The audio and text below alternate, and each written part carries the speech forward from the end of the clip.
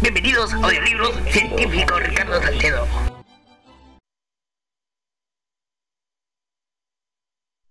Elena Blavatsky. El ciclo se mueve. Que el mundo grandioso gire para siempre a lo largo de los surcos espirales del cambio. Tennyson. La meta de ayer será el punto de partida de mañana. Carlyle.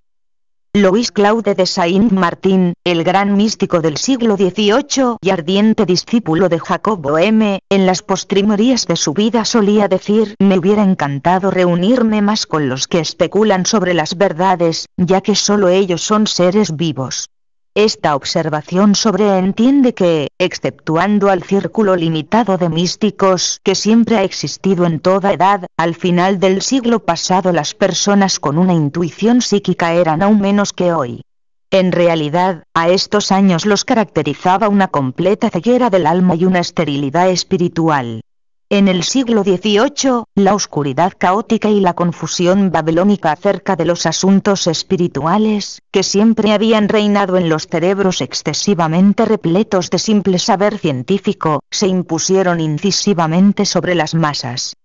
La inopia de percepción anímica no se limitaba a los 40 inmortales de la Academia Francesa y ni a sus colegas europeos menos pretenciosos, sino que había infectado casi todas las clases sociales, asumiendo el aspecto de una enfermedad crónica llamada escepticismo y negación de todo, a excepción de la materia. Desde que los conquistadores paganos y cristianos en Europa elidieron los misterios, los únicos depositarios de la clave de los secretos de la naturaleza, los mensajeros que periódicamente se enviaban a Occidente en el último cuarto de siglo, se tuvo la impresión de que vinieron en vano en el XVIII. Solo las novelas de moda atribuyen a Cagliostro y a St. Germain poderes fenomenales, mientras las crestomatías los describen como simples charlatanes para obnubilar, según creemos, las mentes de las generaciones futuras. Friedrich Anton Mesmer fue el único hombre cuyos poderes y conocimiento, la ciencia exacta hubiera podido fácilmente examinar, estableciendo un eslabón firme entre la física y la metafísica. Sin embargo, los más grandes eruditos ignorantes europeos en asuntos espirituales, lo escarnecieron en la arena científica. Durante casi un siglo, de 1770 hasta 1870, en el hemisferio occidental bajó una densa oscuridad espiritual como si quisiese establecerse entre las sociedades cultas. Sin embargo, al promediar el siglo XIX, en América se abrió brecha una subcorriente que atravesó el Atlántico entre 1850 y 60. Siguiendo su flujo, apareció el maravilloso medium D. Home, capaz de efectuar manifestaciones físicas. Después de haber galvanizado la atención en los salones reales franceses, la luz se hizo inocultable. Ya algunos años anteriores a su advenimiento, un cambio estaba revoloteando sobre el espíritu del sueño de casi toda comunidad civilizada en los dos mundos y ahora había activado una gran fuerza reactiva. ¿Qué era? Simplemente esto: una brisa que soplaba de un cuartel totalmente inesperado, surgió entre el más grandioso resplandor de la autosuficiencia de la ciencia exacta y el coronamiento triunfante e incauto de la victoria sobre las ruinas de los fundamentos de las antiguas supersticiones y credos, como algún darwinista había esperado con ansia y en medio de la calma de las negaciones. Al principio, el flujo significante era un susurro casi imperceptible, un soplo de viento en la embocadura de un galeón orgulloso, el barco llamado materialismo, cuya tripulación estaba conduciendo felizmente a sus pasajeros hacia el vórtice de la aniquilación. Muy pronto la brisa se vivificó y al final irrumpió como un ventarrón. A cada hora soplaba de manera más ominosa en el oído de los iconoclastas, convirtiéndose al final en un estruendo audible para todos los que tenían oído para oír, ojos para ver y un intelecto para discernir. Era la voz interior de las masas, su intuición espiritual que se había despertado de un largo sueño cataléptico, la enemiga tradicional del frío raciocinio intelectual, el padre legítimo del materialismo. Como consecuencia, todos esos ideales del alma humana que, por amplio lapso, los presuntos conquistadores de las supersticiones mundiales, los guías autoconstituidos, habían conculcado, aparecieron de repente en el medio de todos estos elementos en fermentación del pensamiento humano y, como Lázaro que se levantó de la tumba, elevaron su voz y, enfáticamente, demandaron ser reconocidos. La invasión de las manifestaciones del espíritu causaron todo esto, cuando los fenómenos mediumísticos asumieron un carácter endémico, esparciéndose por toda Europa como una influenza. Estos fenómenos, siendo genuinos y verídicos en su ser y realidad, resultaron ser innegables a pesar de que su interpretación filosófica dejaba mucho que desear. Dado que su naturaleza trascendía cualquier negación, se consideraron como pruebas evidentes de vida en ultratumba, abriendo, además, una amplia perspectiva para admitir toda posibilidad metafísica. Esta vez, los esfuerzos de la ciencia materialista para refutarlos fueron en vano. Las creencias de que el ser humano sobrevive después de la muerte y que el espíritu es inmortal, no fueron ridiculizadas como el simple fruto de la imaginación. Desde luego, una vez probado que el carácter genuino de estos fenómenos trascendentales sobrepasa el campo de la materia y de la investigación de la ciencia física, se demostró que iban más allá del reino del materialismo. Además, ya sea que estos fenómenos contengan intrínsecamente, o no, la prueba de la inmortalidad, demuestran, de forma inequívoca, la existencia de regiones espirituales invisibles, en las cuales operan otras fuerzas de las que la ciencia exacta conoce. Es suficiente atravesar, con un paso, la línea de la materia y el área del espíritu se hace infinita. Por lo tanto, las amenazas de ostracismo y contumacia, endilgadas a los que creían en los fenómenos, no eran más eficaces por la simple razón que al principio, las manifestaciones polarizaron la atención de casi toda la clase alta europea, convirtiendo a sus miembros en fervientes espiritistas. Considerando el número de los creyentes en los fenómenos, podemos decir que, en un cierto momento, el baluarte contra la poderosa oleada cíclica fue solo un puñado de personas con ideas anticuadas y proclives a rezongar y a negarlo todo.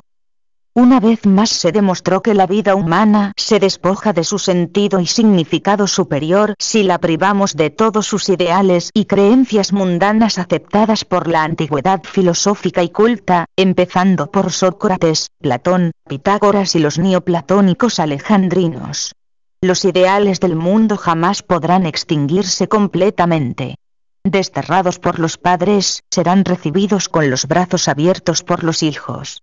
Y ahora vamos a rememorar cómo aconteció todo esto. Como ya mencionamos, al promediar el siglo, en Europa se experimentó la reacción que en los Estados Unidos ya había acontecido.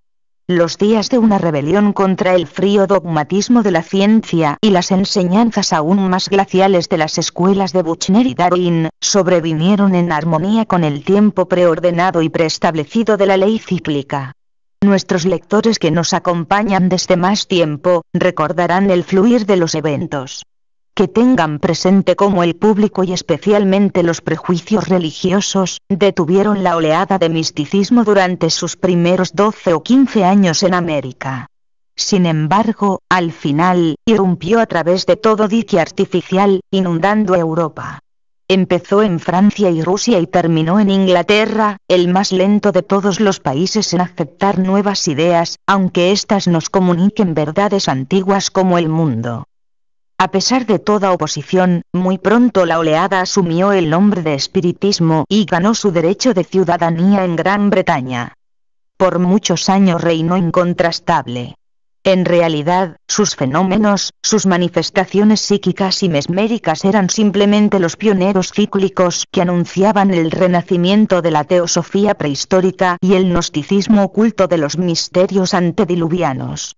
Estos son hechos que ningún espiritista inteligente podrá negar, ya que, en verdad, el espiritismo moderno es meramente un renacimiento prematuro de una teosofía rudimentaria, mientras la teosofía moderna es un renacimiento del antiguo espiritualismo.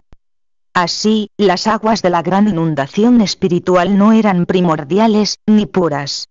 Cuando, merced a la ley cíclica, aparecieron por primera vez en Rochester, se dejaron a los expedientes ya las tramoyas aleves de dos chicas, para que los denominaran e interpretaran. Por lo tanto, cuando el dique fue demolido, estas aguas penetraron en Europa llevando consigo las escorias y los sedimentos procedentes de los antiguos naufragios de las hipótesis y de las aspiraciones nebulosamente esbozadas, cuyos cimientos eran las declaraciones de estas chicas. Aun el afán con que, casi todas las clases cultas europeas recibieron el espiritualismo y su gemelo, el espiritismo, entraña una lección estupenda a pesar de todas las trivialidades. Así se pudo oír la voz de la conciencia pública en esta aspiración ferviente del alma humana, en este vuelo irreprimible de los elementos humanos superiores hacia los dioses olvidados y el Dios interno. Fue una respuesta innegable e inequívoca de la naturaleza humana interior al materialismo de entonces, que triunfaba malignamente, esponjándose. Para sustraerse de este, existía solamente otra forma de mal: el adherirse al convencionalismo dogmático y eclesiástico de las religiones de Estado. Era una protesta estentórea y enfática contra el materialismo y el dogmatismo religioso, un oscilar hacia el punto intermedio de los dos extremos, representados, a un lado, por la imposición, durante largos siglos, de un Dios personal de amor y compasión infinitas mediante los artificios diabólicos de la espada, el fuego y las torturas de la Inquisición, y del otro, como reacción natural, por el reino de la negación completa de tal Dios en conjunción con un espíritu infinito, un principio universal que se manifiesta como ley inmutable. La verdadera ciencia se había esmerado, sabiamente, para eliminar la esclavitud mental humana y su Dios ortodoxo y paradójico. Sin embargo, la pseudociencia, valiéndose de su ergotismo, se propuso aniquilar toda creencia exceptuando aquella de la materia. Los que detestan el espíritu del mundo, al negar un Dios en la naturaleza, así como una deidad extracósmica, han estado preparándose, durante muchos años, para crear una humanidad artificial y desalmada. Por lo tanto, es justo que su karma les enviara una hueste de pseudo-espíritus o almas para obstaculizar sus esfuerzos. ¿Puede alguien negar que los mejores próceres de la ciencia materialista no han capitulado delante de la fascinación fatua que, a primera vista, tenía visos de prueba muy palpable de un alma inmortal en el ser humano, la presunta comunión entre los muertos y los vivos?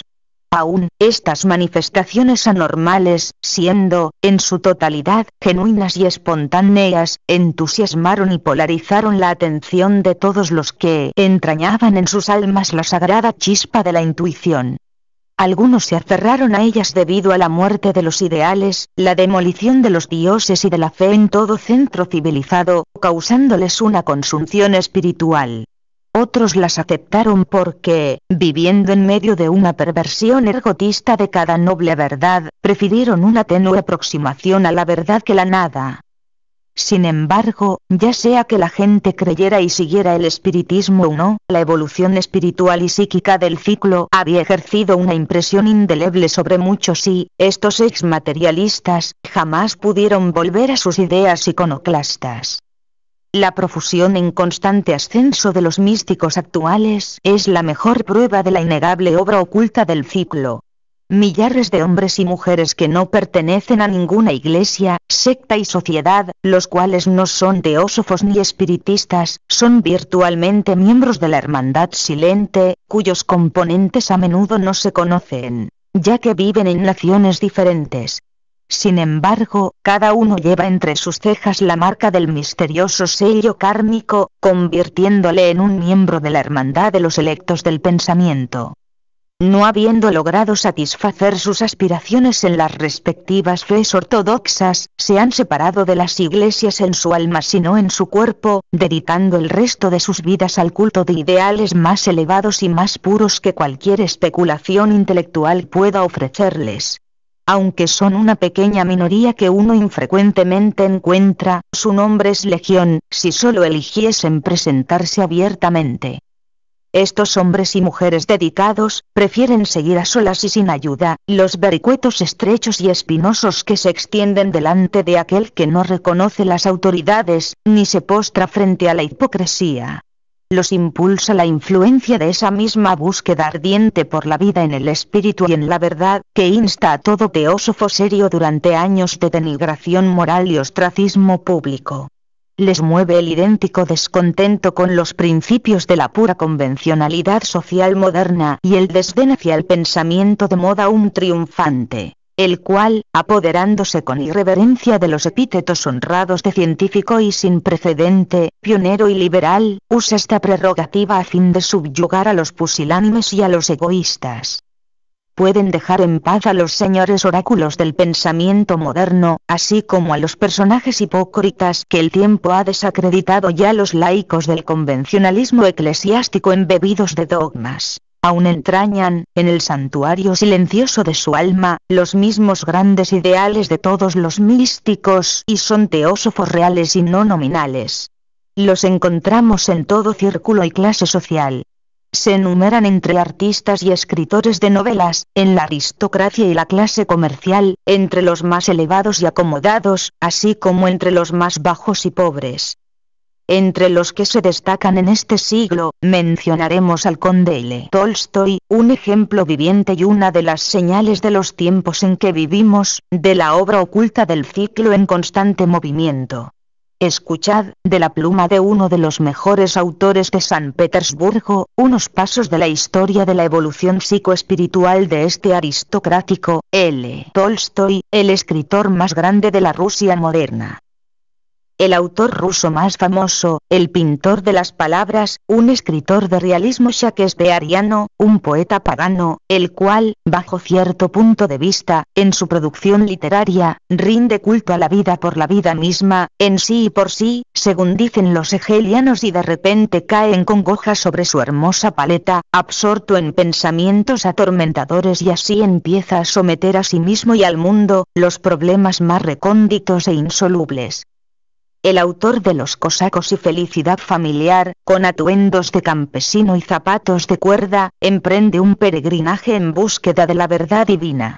Se adentra en el bosque solitario Esquí, una ermita religiosa de Raskolniki, un disidente, secta hasta la fecha hostigada y prohibida en Rusia. Visita a los monjes del desierto de Optino, transcurriendo su tiempo ayunando y rezando. Ha sustituido las bellas letras y la filosofía con la Biblia y las escrituras de los padres de la Iglesia, y como continuación de Ana Karenina ha creado sus confesiones y explicaciones del Nuevo Testamento. El hecho de que el conde Tolstoy, no obstante su dedicación ardiente, no se convirtió en un cristiano ortodoxo, ni sucumbió a los estratagemas del espiritismo como prueba su más reciente sátira sobre los médiums y los espíritus, no le impide, en nada, ser un místico completo. ¿Cuál es la influencia misteriosa que, repentinamente, lo ha encauzado en esta extraña corriente sin casi ningún período de transición? ¿Qué idea o visión inesperada lo instó hacia esta nueva línea de pensamiento? ¿Quién puede saberlo, sino él mismo o esos verdaderos espíritus que no lo ventilarán en una sección espiritista moderna? Aún, el conde Tolstoy no es un ejemplo aislado de la obra de ese misterioso ciclo de evolución psíquica y espiritual ahora en plena actividad. Un trabajo que, de manera silenciosa y desapercibida, pulverizará las estructuras más grandiosas y magníficas de las especulaciones materialistas y en breve tiempo reducirá a la nada la obra intelectual de años. ¿Qué es esa fuerza moral e invisible? Solo la filosofía oriental puede explicarlo. En 1875 nació la Sociedad Teosófica. Se presentó al mundo con la intención clara de convertirse en una aliada del movimiento espiritista, suplementándolo y ayudándolo en su aspecto más elevado y espiritual. Sin embargo, solo logró convertir a los espiritistas en sus más acérrimos enemigos, los que la han perseguido y denostado incesantemente. Quizá dependa, principalmente, de que muchos de sus mejores representantes más intelectuales se adhirieron, cuerpo y alma, a la Sociedad Teosófica. En realidad, la teosofía era el único sistema capaz de dar una racionalidad filosófica a los fenómenos mediumnísticos y una lógica razón de ser. Es cierto que algunas de sus enseñanzas son incompletas e insatisfactorias. La causa de esto es reconducible solo a las imperfecciones de la naturaleza humana de los que la divulgan y a ninguna falta en el sistema mismo o en sus enseñanzas, las cuales hay que considerarlas más confiables que algunos dictados de ciertas inteligencias, ya que se sustentan en filosofías antiquísimas, en la experiencia de seres humanos y razas más cercanas a la fuente de las cosas que nosotros y en los anales de sabios que han interrogado, sucesivamente y durante incontables generaciones, la esfinge de la naturaleza, la cual mantiene ahora sus labios cerrados con respecto a los secretos de la vida y de la muerte. No importa que el intelecto y la conciencia de dichas inteligencias sean inducidos y artificiales, como suponemos o emanen de una fuente y una entidad personal. Aun las filosofías exotéricas de los sabios orientales, sistemas de pensamiento cuya majestuosidad y lógica pocos negarán, concuerdan en toda doctrina fundamental con nuestras enseñanzas teosóficas. En lo que atañe a esas criaturas llamadas y aceptadas como espíritus de los muertos, porque ellas así se autodenominan, los espiritistas y sus médiums desconocen su verdadera naturaleza. En el caso de los espiritistas más intelectuales, la cuestión permanece aún en suspenso. Ciertamente, no serán los teósofos quienes discreparán con ellos en su concepción más elevada de los espíritus.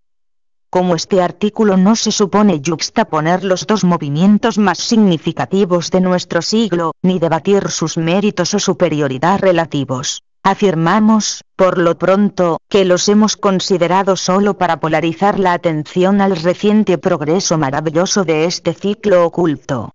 El enorme número de adherentes a la teosofía y al espiritismo, dentro o fuera de nuestras respectivas sociedades, evidencia que ambos movimientos eran el trabajo necesario, podríamos decir, kármicamente preordenado, de la edad y cada cual nació en el momento adecuado, cumpliendo con su misión tempestivamente. Sin embargo, existen otras señales de los tiempos en que vivimos mucho más significativas. Hace algunos años publicamos una predicción según la cual, después de un breve ciclo de abuso y persecución, muchos de nuestros enemigos cambiarían la trayectoria, mientras otros, viendo cuán desesperanzadora era la situación, seguirían nuestro ejemplo, instituyendo sociedades místicas. La teosofía, análogamente a Egipto, en la profecía de Hermes, fue acusada por extranjeros impíos, en nuestro caso los que no saben nada de esta de adorar monstruos y quimeras, enseñando enigmas increíbles a la posteridad. Si nuestros escribas y hierofantes sagrados no vagan desamparados en la superficie terrestre, no es por mérito de los buenos sacerdotes y clérigos cristianos. Y nosotros, análogamente a los egipcios en los primeros siglos de la nueva fe y edad, inducidos por el miedo de una profanación aún peor de los nombres y las cosas sagradas, tuvimos que sepultar en las anfractuosidades el poco conocimiento esotérico que se nos ha permitido divulgar al mundo. Sin embargo, en los últimos 3 años, todo esto ha ido cambiando rápidamente y la demanda de información mística se ha multiplicado tanto que la editorial teosófica no lograba encontrar suficientes trabajadores para cumplir con los pedidos. Aún la doctrina secreta ha demostrado ser un éxito financiero, a pesar de ser nuestra publicación más críptica, su precio prohibitivo y el trato que la prensa le dio, ya sea ignorándola o denigrándola con desdén. Constata el cambio. Lo que los teósofos casi no osaban mencionar sino susurrando, para que, hace algunos años, no los tildaran de lunáticos, hoy los oradores lo divulgan y los clérigos lo abogan públicamente. Mientras los ortodoxos se apremian a eliminar el antiguo infierno y la nueva Jerusalén embaldosada de zafiros, los más liberales aceptan nuestra doctrina de karma, reencarnación y de Dios como principio abstracto, bajo los velos cristianos y de una fraseología bíblica.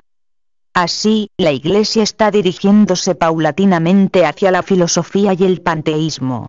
Diariamente constatamos que algunas de nuestras enseñanzas afloran a guisa de especulaciones religiosas, poéticas y hasta científicas, suscitando el respeto de los rotativos que no admiten su origen teosófico, ni se abstienen de vilipendiar el caudal de estas ideas místicas, la sociedad teosófica. Hace un año, un periódico que no vale la pena mencionar, incluyó la exclamación de un sabio criticastro. A fin de mostrar la plétora de ideas anticientíficas en la obra La doctrina secreta, es suficiente indicar que su autora rehúsa creer en la existencia de la materia inorgánica y dota a los átomos de inteligencia. Hoy en día, la revista londinense Harper's menciona con aprobación y simpatía el concepto de materia facilitado por Edison. No creo que la materia sea inerte y que sobre ella actúe una fuerza externa. Por lo visto, parece que cada átomo posee cierta cantidad de inteligencia primitiva. Mira los millares de modos en los cuales los átomos de hidrógeno se combinan con los de otros elementos. ¿Acaso queréis decir que lo hacen sin inteligencia? Edison es un teósofo, aunque no sea muy activo, mas el mero hecho de que tenga un diploma de la Sociedad Teosófica, parece inspirarle verdades teosóficas. Nuestros enemigos cristianos exclaman con desdén: los teósofos creen en la reencarnación. No hay una palabra, pronunciada por nuestro Salvador, que pueda interpretarse contra la creencia moderna de la reencarnación.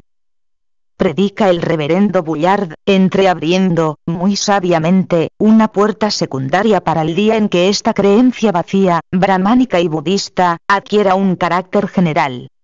Los teósofos creen que las primeras razas humanas eran tan etéreas como ahora los son sus dobles astrales y las llaman chayas sombras.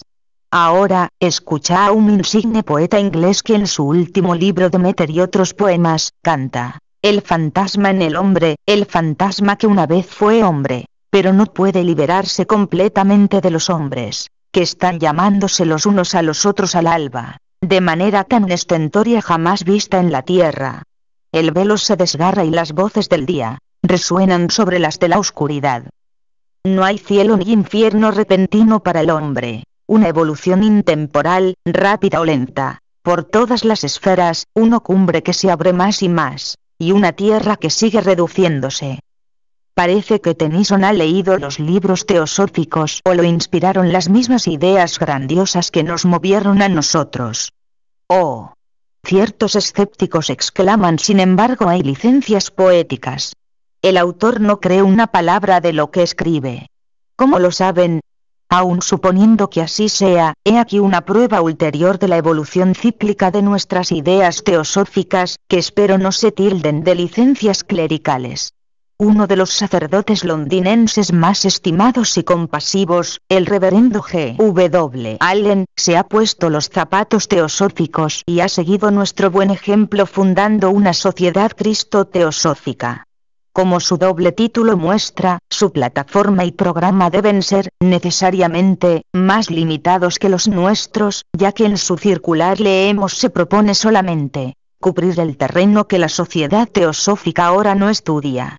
Seguramente, esta nueva sociedad hará un buen trabajo a pesar de lo equivocado que nuestro estimado amigo y colaborador teosófico esté, en creer que las enseñanzas de la sociedad teosófica no cubren al cristianismo esotérico, ya que estudia el aspecto esotérico de toda religión del mundo. Desde luego, si el nombre escogido quiere decir algo, implica que el trabajo y el estudio de los miembros debe ser, necesariamente, teosófico. Un párrafo entresacado de la circular de la Sociedad Cristo-Teosófica avalará lo antedicho.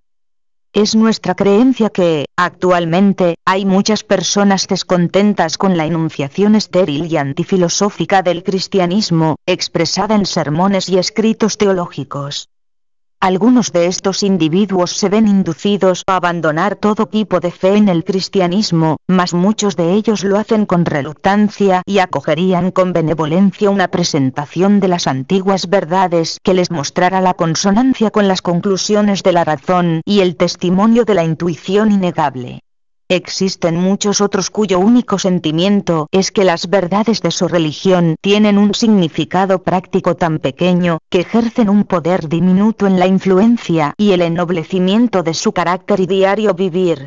La Sociedad Cristo-Teosófica apela a ellos, invitándoles a unirse en un esfuerzo común para aprender acerca de la verdad cristiana y alcanzar ese poder capaz de satisfacer los anhelos profundos del corazón humano, fortificándonos en el dominio de nosotros mismos y en la existencia vivida para los demás. Esto es admirable y muestra claramente su propósito de contrarrestar las influencias perniciosas de la teología exotérica y dogmática, que es cuanto hemos tratado de hacer desde el principio. Sin embargo, todas las similitudes terminan allí, pues parece no tener ningún nexo con la teosofía universal, sino solo con la sectaria. Tememos que la SCT limite los misterios de la verdad divina a una religión, la más reciente, y los avatares a un solo hombre, cuando invita a su membresía, aquellos que, dispuestos a aprender los misterios de la verdad divina de forma más clara y más amplia, aún desean mantener como base de su filosofía las doctrinas cristianas de Dios como Padre de todos los seres y Cristo como revelación de sí mismo a la humanidad. Esperamos, sinceramente, que los miembros de la Sociedad Cristo-Teosófica puedan evitar estos caribdis sin caer en escila. Sin embargo, no podemos más que hacer notar una dificultad y pedimos, humildemente, que se nos explique.